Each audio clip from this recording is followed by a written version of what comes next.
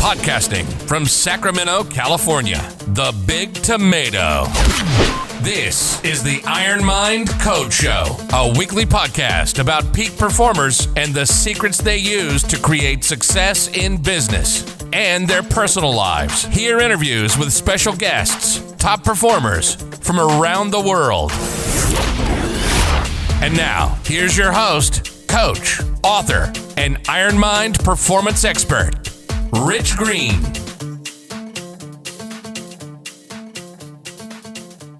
Hey, welcome to the IronCode Show. Today I've got an amazing guest. Ellen Rothstein is a transformational coach and so many other things. We've had a chance to talk, and I'm just so excited about being able to have Ellen share with you her story, the experiences she's had, how she helps people, especially through transformational types of situations. And Ellen, just welcome to the show. Thank you. I'm delighted to be here. Well, great. We're delighted to have you also. And, you know, in the show, I'm just going to tell you, Ellen, we always cover this. I'm going to ask you at the end what your code is, because the IronCode Show is all about success formulas or codes or mottos or credos or things in life that help us through the tough times. And I know you've helped a lot of people through tough times, and so I'm sure everybody's will be really interested to hear about your personal code and how they might be able to use that. You don't have to say now, but just be prepared later on. Mm-hmm. I'd be happy to share what I've learned and in any way I can. Great. Now, so I was intrigued by some of the things that, you know, especially the work that you do, but you are a French speaker as well. Oui, c'est vrai. So somebody who took a lot of French in primary school, but then never used it until, you know, probably 20 years after he left school, when I did some work in Paris and just struggled. So I'd love to hear more about, you know, how that came about, that experience, and how you became fluent. I would be happy to talk about that. It's one of my favorite things. I early on at like 6th grade decided I wanted to learn to speak French. And I started taking classes even before 7th grade when it was mandatory. And when I was 15, I did a summer program that included 3 weeks in Nice. In the mornings, we had French classes, and in the afternoon, we got to do pretty much whatever we wanted. So that was a great intro to start getting the sound of the language in my ear. And then I went back again when I was 17 for part of a summer. And then my 3rd year of college, I spent in France. Oh, wow. The entire year. The entire year. Wow. Attending classes the first half of the year at Université de Montpellier with French students and passing finals in French. And then I dropped out because I wanted to travel. I wanted to paint because really I'm an artist at heart. Yes. And just had to sort of pick French over art to do that year academically. And as I say, halfway through the year, I decided the academics were no longer as thrilling to me as the idea of the travel and the art. So I dropped out, and I spent the rest of the year painting and traveling. And unbeknownst to me, I actually had accidentally dropped out of UC Berkeley. So when I went to classes the following year, I had to talk my way back in, meeting with the dean and explaining what I had undergone during that year. And it worked. And I did graduate with a degree in art. And then I didn't get to do anything with my French for a long time, until fast forward many years, I was working for a marketing agency, and I was in London for a week working with a sister agency. And I thought, I am so close to Paris. I can't let go. Right. And so I took the channel over and I got to Paris, and it was reawakening. My French had been sleeping, not lost, just sleeping. And it reawakened my love of being there. And pretty much about 2 years later, I brought my husband and my 2, at that point, teenage sons. And that was back in 2007. And pretty much every year since, although there's been a few gap years, we've gone back. My husband and I, we brought our kids one more time, but then they got too old and it got too expensive and all that sort of stuff. But my husband's in the wine business, and we have very great friends that live in Champagne, and we try to go once a year and travel with them. In fact, we are going to Corsica and Provence in about 6 weeks. Wow. So Now that Champagne, there's some history there about being able to use that, the name Champagne, isn't there? Well, it has to be, if you're going to call anything Champagne, it has to be produced in the Champagne region, the Champagne method, the Champagne method. You can't call any other sparkling wine Champagne. Yeah, and I learned that, living so close to Napa Valley. Oh, yes. In the wine country, and that's where I learned it for the first time, but that was amazing. So I've loved being able to go back pretty much every year. I would love to go back more frequently and for longer periods, but that's not really feasible. But it's allowed me to reconnect with that part of me that I had lost for a long time. Yeah. It just makes me so happy to be there, to be using my French, to be reconnecting with part of what made me who I am. That year in France was really hard. It was a character building year, I like to say. Mm-hmm. It was really hard once I dropped out to be all by myself. I had just turned 20, and I was living in a house with French people that I thought I was fluent in French until I moved in with them. And they were using slang and discussing politics, and they had their friends in and out. And I felt like, whoa, that was a humbling experience. But it definitely. I think and I've had, I've been to Paris a few times, and Versailles and some other. In fact, I did an Ironman triathlon in Nice, France. Oh, wow. And I have to tell you, the people, the French people, are so welcoming and friendly, and just my one experience with that 140-mile race, and everybody yelling out "Allez, allez, USA," and so it was fabulous. So I love the country, and I love the people, and I especially love the beautiful language. It is very beautiful. So did you study art while you were there as well, or? I did take a few art classes while I was still enrolled in the Université de Montpellier. But then once I moved to Paris, I started going to galleries and museums, and I started painting. And in fact, I started a series of small paintings that I called paysage. And they were small, and I would put them up on my wall as I completed them. And then once I got back to Berkeley, that sort of was a perfect segue into the art that I developed. Then what's interesting is in the fall of this past year, I made basically a coffee table book with my paysage, with my series of I think I did about 17 for the book.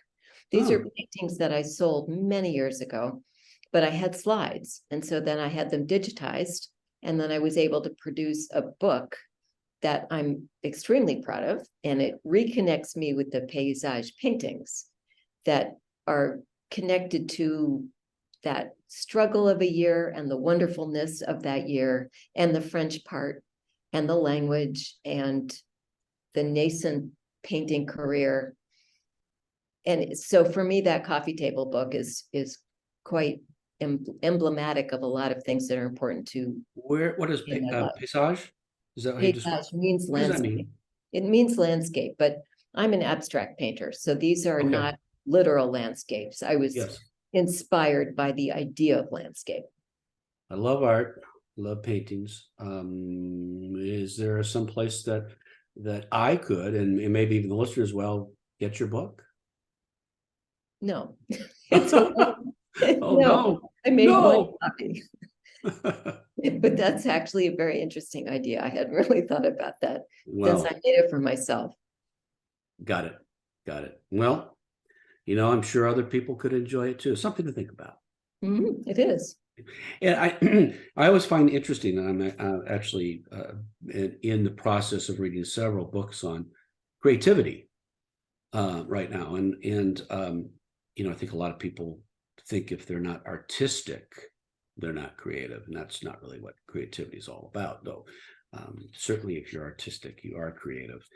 but always fascinated by the sort of the strength of using creativity in business and in life, and the richness that being able to think creatively can bring to attaining happiness and success. And I don't know if you found that you bridged sort of that with the things that you do with people or not, the creative side that you've got. So you've had a business experience as well as your coaching experience. And so did you find that they kind of come together? Absolutely. Going back a little bit more into my life, after I graduated Berkeley, I did become a professional painter. I had a gallery and exhibits, Okay. sold out a one-person show. I had art commissions and art consultants. And so I did learn part of the art business. I also worked in a gallery. So I learned a lot about the business side of the art part. And ultimately, I decided that was not for me because I had lost the joy of the process. I was product focused. My gallery said paint bigger, bigger, bigger. So I did these enormous canvases and I sort of lost the joy of the process. And when we parted ways, I thought, no one's ever going to tell me how to do this again. Paint bigger, bigger, bigger. No, I would rather do something on a more intimate scale. I'd rather enjoy the process of being creative. And that's what I've tried to hold on to since then. And I have discovered there are ways to imbue one's life with that creative approach. For example, if you are looking at a business situation, because I also have spent a lot of years in a non-French or creative professional side. I've worn a lot of hats. It's about the connections. When I'm painting, I'm listening to music, I'm visualizing, I'm thinking and feeling about connections. In business situations, it's always about the people part. It's about the human side, the relationships, but there can be connections made that may not strike you as businesslike. And I'm sorry, I don't feel particularly articulate about this at the moment. No, I'm loving what you're saying because I'm a 30-year sales professional, and selling is not about convincing at all. It's about influencing and presenting information so people can make a decision. But you can't do that unless you connect. Right.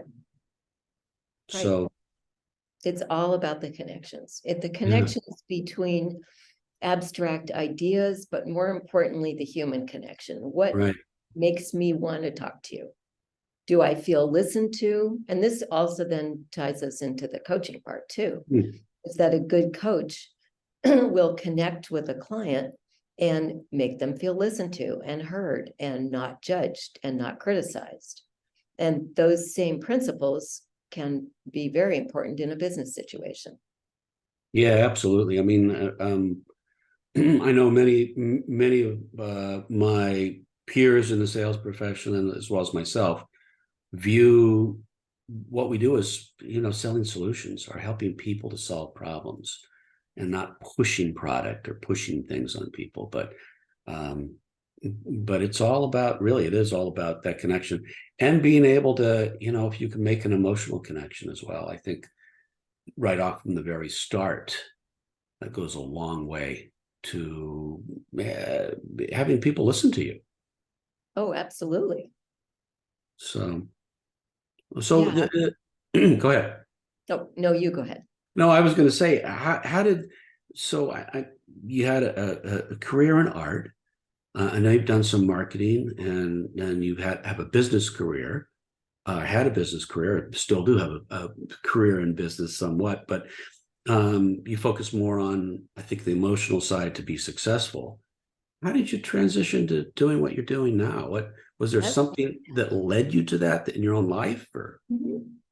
Absolutely. It was a lot of small things and one big thing. I had been working in marketing and advertising for a long time, and my most recent long-term position had been with a digital media company. Okay. And then in 2019, They laid a bunch of us off. The revenue wasn't there, whatever. And there I was, an older woman in San Francisco, which is a young tech town. Right. I could not get hired. I was also seeking a position doing what I had been doing, which was project management. And it's a square peg in a round hole. There are lots of principles of project management that I love and I embrace, but frankly, I'm not good at the scheduling. I really hate it. I'm too much of the person who lives in the gray, and scheduling is too black and white for me. Yeah. And so I really wasn't great at this. So it was not a perfect fit for a career. When I then got hired in a contract position after I got laid off as a project manager, it was a nightmare. They hated me. I hated them. I had a toxic boss. When that contract was over, we were like, okay, this is done. And I had to do some really hard thinking at that point, because I thought, I can't keep doing this. I hate it. I'm not good at it. I have strengths that are not getting used. In my exit interview, the person who did it said, don't let this define you. You are great with the people, the clients, the internal teams. Wow. Let this bring you down, which if he hadn't said that, I would have been an absolute wreck. Wow. That was really good to hear. And so then I think about, okay, what do I really want to do? And usually what you want to do is what you're good at doing. And I realized, I thought back about the high points in my career, in my previous job at the position of the digital media company. And I realized when I was happiest, I was being the liaison between my CEO, the engineers, the sales team, legal, the account people. I loved the people part. I loved running the project management meetings, and I loved writing the recaps and following up and asking questions and learning what I need to ask without having to know how to be an engineer. And I loved facilitating the conversations and the communications between groups that were not normally communicating well or getting along even. And so I thought, okay, there's something here. Now, I had also been working with a life coach myself because I was struggling with how to integrate my home self and my work self. At home, I was married with two grown, at this point, pretty much grown sons, and I was in charge and I was feeling on top of the world. I'd get to work and I had a hard time speaking up. I had a hard time voicing what I knew to be true and feeling like I felt like I had to prove myself every minute of every day. So I was working with this life coach to find a way to integrate those parts of myself. And she said, you would be a really good coach yourself. Have you ever thought about that? So over a few years leading up to this point, I took a few classes. I dipped my toe in the water and I thought, I can't do this because I need a full-time job and benefits. I can't indulge in this. And then fast forward a little bit longer to when I no longer could get a job full-time with benefits. And I was thinking hard and deeply about what do I really enjoy doing? I realized it's this. Yeah. So I told. So I'm sorry, as you're telling me this story, I'm going, wow, it just happened to me. And so many other people who are coaching, who have been coached and as we figure out what we want to do, realize that, we've got so much more to offer on the personal level that we can help other people as well. So. And I had conversations with friends and family, and I realized, wow, when they were so appreciative of what I had helped them to see, I realized, yeah, there is something here. There is definitely something here. So I enrolled in a program and I got certified as a life coach. And we were basically told, you really want to develop an expertise. You don't want to be a general life coach. There's a million just general life coaches. And at that point, I had a lot of conversations with peers who were retiring. And I also recalled that my father had told me many years ago, he was a doctor. He said that he noticed his patients who retired, the ones that had no plans and no defined purpose, deteriorated very quickly emotionally and physically. And those patients that had some plans were thriving. And for some reason that stuck with me. So when I finished my program, I thought, I'm going to focus on people who were transitioning to retirement. And for a while, that's what I did. And then I realized, wait a minute, life is full of transitions. Retirement is only one type of transition. You can be transitioning, as I had, through career loss, career change. And then I thought beyond career part, there's relationship status transitions. You can be going through a divorce.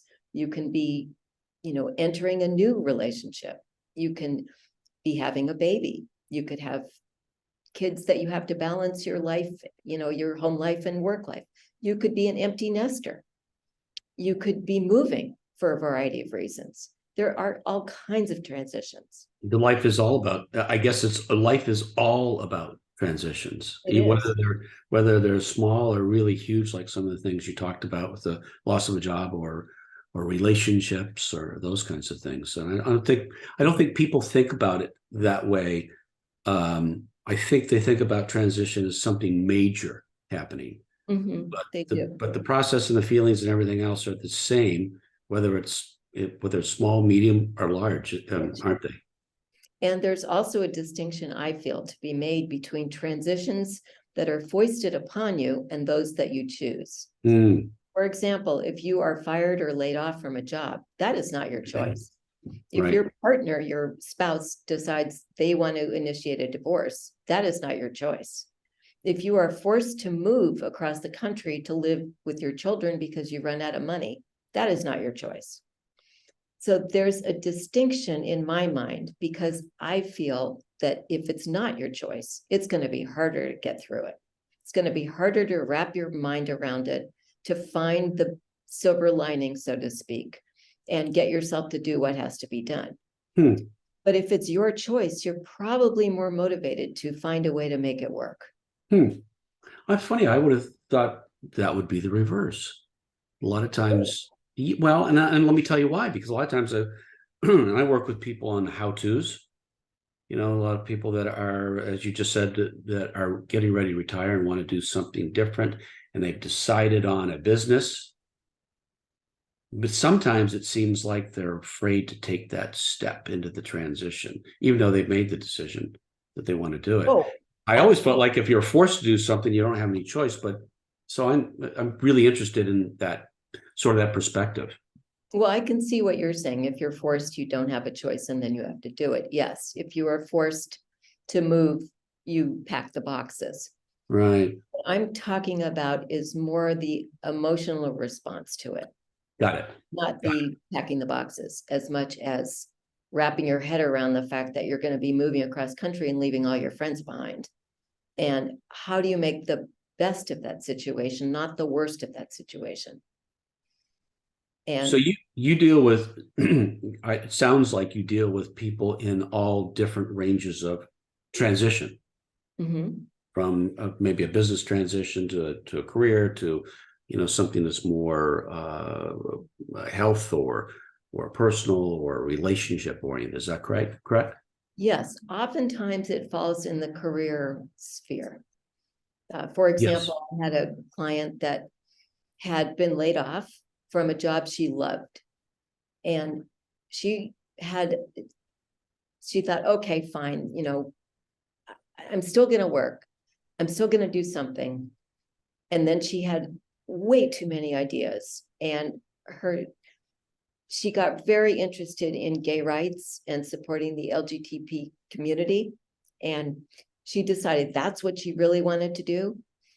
And she was the most motivated person I've ever worked with.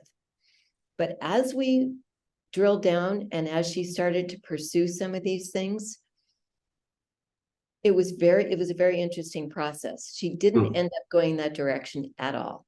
Really? She ended up reconnecting with someone from a previous era in her career. And she, through our work, had identified that really what she loved doing and she was good at was problem solving. And she ended up in a situation through this colleague where she was basically got to design her own part-time job around problem solving. And she was ecstatic. And I checked in with her 6 months after we finished our work together, and she was still just as happy. So she was transitioning from a job she didn't want to leave into what she thought she wanted to do, but then that's not where she ended up, and she ended up in a really good place.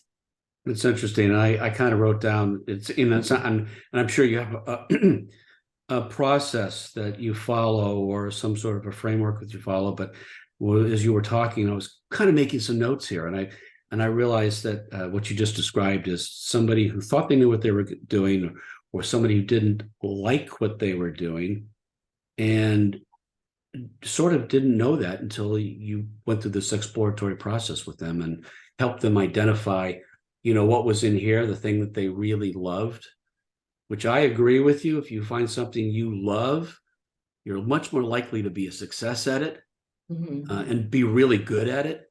And so I think I just heard you describe, sort of a very simple process, but I'm sure there's a lot more involved in it.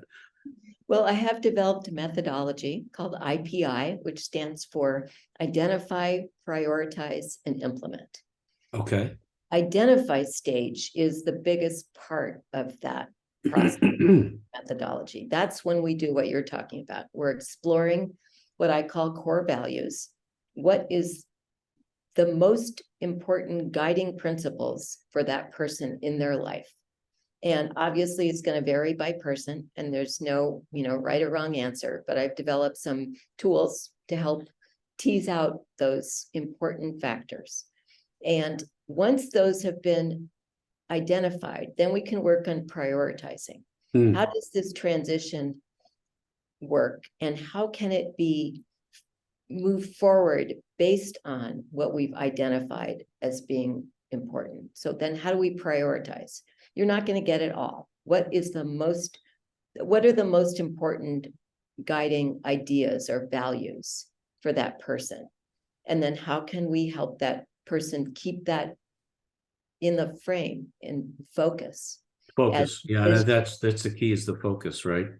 As decisions, one of the key drivers. Yeah.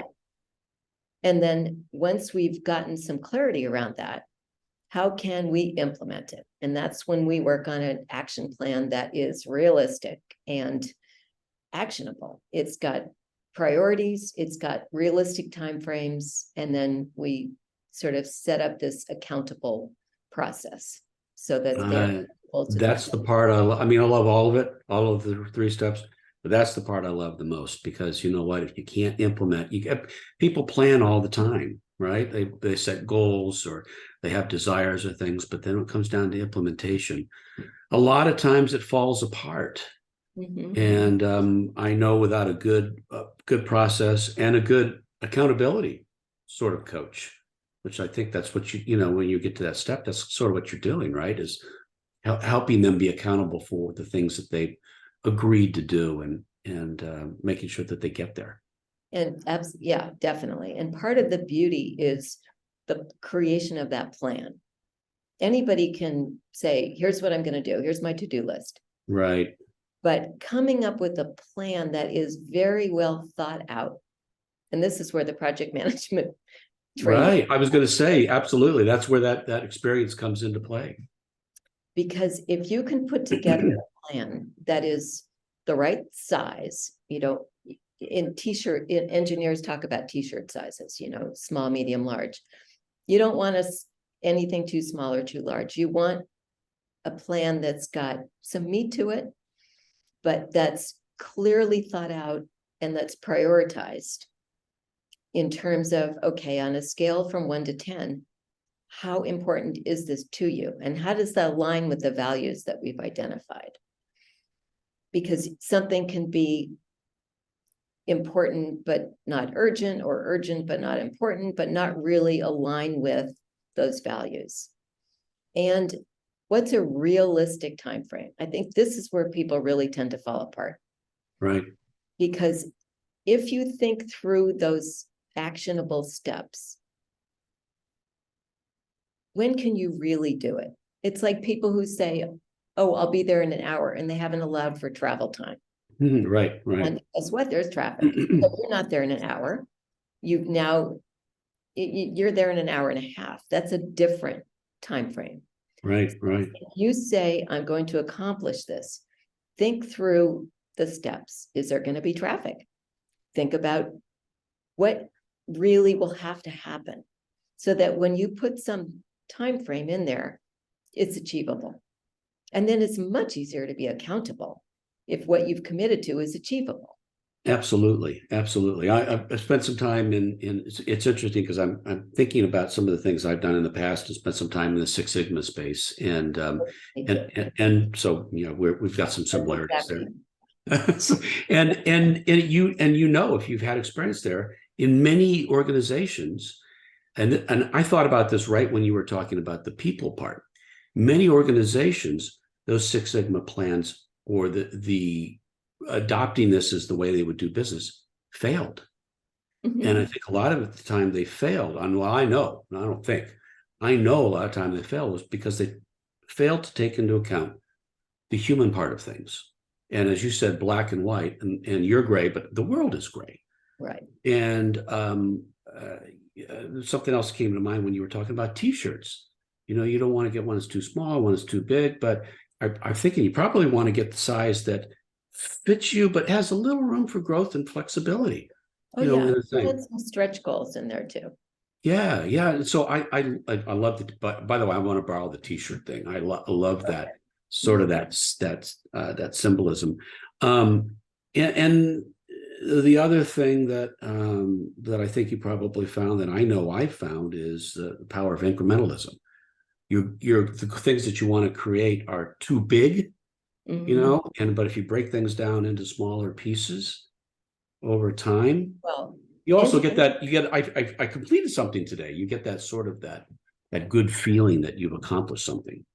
Well, it's interesting you should mention that, because another guiding principle for me that I've taken from my Lean Six Sigma training is the blue sky thinking. And that's what you're talking about with the big idea, if it's too big. But I feel like it's important to allow yourself to think about blue sky. And for me, that means no boundaries. Go all the way. And then gradually you bring it in, and you bring it into something that is more achievable. I like the stretch goal idea for sure. And I also like another thing from my Lean Six Sigma training is the continuous feedback loop. Yeah. So you are, and this also gets back to what you were saying about plans that in businesses that fail because they haven't allowed for the people part. You have to do a continuous, even once you've gotten through the transition, a continuous evaluation. Are we where we want to be? And if not, why not?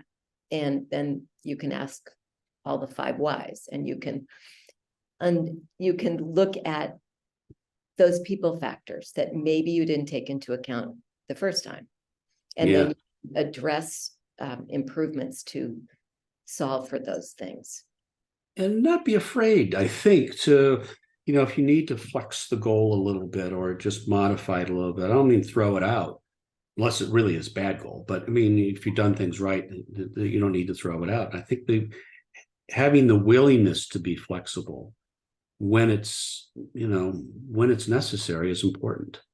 Mm-hmm. I learned, it's funny. I learned, and I know we've had some conversations about the things we've done in our life, and I, in my 50s, did 8 Ironman triathlons, and prior to that, I never moved a muscle. Now, how do you go? And then I did one, Olympic distance triathlon. I thought that was the greatest thing in the world, and said, I'm going to do the toughest one. Well, how do you go from nothing to the toughest triathlon in the world, 140-mile race? You do it one step at a time, or incrementally, and you get a little bit better and a little bit better and a little bit better. And then you, as you just talked about, use that feedback loop to measure your performance. And then you push a little bit more and a little bit more. And And you'd be amazed in using that incremental approach and the feedback loop, what you can accomplish in life. Forget about the triathlons, just apply it to anything else. Yeah, definitely. So, Exactly. well, yeah, I mean, I'm absolutely just fascinated by what you do, and realize that a lot of the people I work with probably could use some of that transformational help that you give to people, because I'm more focused on the execution side once they've already decided, or the performance side. I want to get better, but so many people come to me that are struggling with the I mostly work with people in their 50s and their 60s who've had a successful career, but now they want to do something different, Mm-hmm. and they can't figure it out. Oh, And I'd be happy to help them figure it I'm out. sure you will. I'm sure you would. We're going to be staying in touch for sure on all of that. So tell me, if I have somebody, or somebody who's listening to this podcast right now, is listening to the show, wants to be able to work with you in the area of transformation in any of the areas that you've talked about, because it's a wide range. It's not just business. Right. How could they get in touch with you? Well, thank you for asking. They can go to my website, which is ellenrothstein.com, ELLENROTHSTEIN.com, or they can email me at ellen@ellenrothstein.com. Well, that's simple. Well, I'll definitely make sure that they are in the notes, so that if anybody wants to work with Ellen on a transformational issue, or I'm sure anything else that she wants to chat about, you can just send her an email or click on her website and find out more about what she does. And Ellen, I'm going to say, I really want you to think about that coffee table book, because you got at least one client here. Well, actually, one thing I can mention is that I've also, in this stage of digital designs, when oil painting is not very practical, when you no longer have a studio, I have developed a lot of digital designs. This is my phone case. Wow. And that's very cool. I have a Shopify store where anybody can buy products made with my designs. You want to give that address out, or is that something we'll make sure it goes in the notes as well? It can do both. My artistic name is my maiden name, which is Brody, Brody. Okay. So my Shopify store is Ellen, ELLEN, Brody, BRODY, designs.com. Cool. And there I've uploaded a lot of digital images, and they've been applied to products. So you could buy umbrellas, bags, and I'm very familiar with Shopify. I love Shopify. So fantastic. I'm glad we also talked about that creative side too. I think, that to me, it's the missing ingredient, that everybody's creative, but sort of they just turn that off. So you raise a really good point, because I think people dismiss that part of themselves unless they're, a bona fide painter or musician or writer or whatever. But it is a part of a lot of people. Ellen, it's a part of everybody, because I know that almost every mother who has a kid that brings home a painting or a picture or their artwork from school gets it hung on the refrigerator, right? And then at some point in time, some other kid says, "You're terrible at that," and we listen to them and shut it off. Then we get into the limiting beliefs conversation. Right. That's a whole other conversation we could have. But Ellen, as I warned you earlier in the show, and something that is my favorite part of the show, I'd love to hear about your code. What is it what's your motto or credo or just formula that you use to get past the tough times to have a happy and successful life? I would say it's listening to yourself, keeping the shoulds out of your head. The inner voice can be very critical. And so listening carefully to what you really want, listening so you don't fall prey to those shoulds, and also evidence versus fear-based decisions. I know that it's really easy to project into the future, and think, oh, that's not going to work out because of XYZ. And one thing I ask my clients is XYZ evidence? Do you have evidence that XYZ is going to happen? Or is it simply you're afraid or you're worried that XYZ is going to happen? And that's really important to think about when you're facing a transition. Yeah. And if XYZ happens, you deal with it at the time. Yeah. So Right. I would say, to try to wrap that into a neater package, I would say my code is to listen to yourself carefully, try to weed out the shoulds, and ask yourself, if you're concerned about something, is it evidence-based or is it fear-based? Love it. Absolutely love it. Ellen, it's been an absolute pleasure to have you on the show. Thanks so very much. Thank you. I've enjoyed every moment of it. And folks, until next time, know your code. Thanks for listening to the Iron Mind Code Show with Rich Green. Make sure to visit our website. Join us next time for another edition of the Iron Mind Code Show.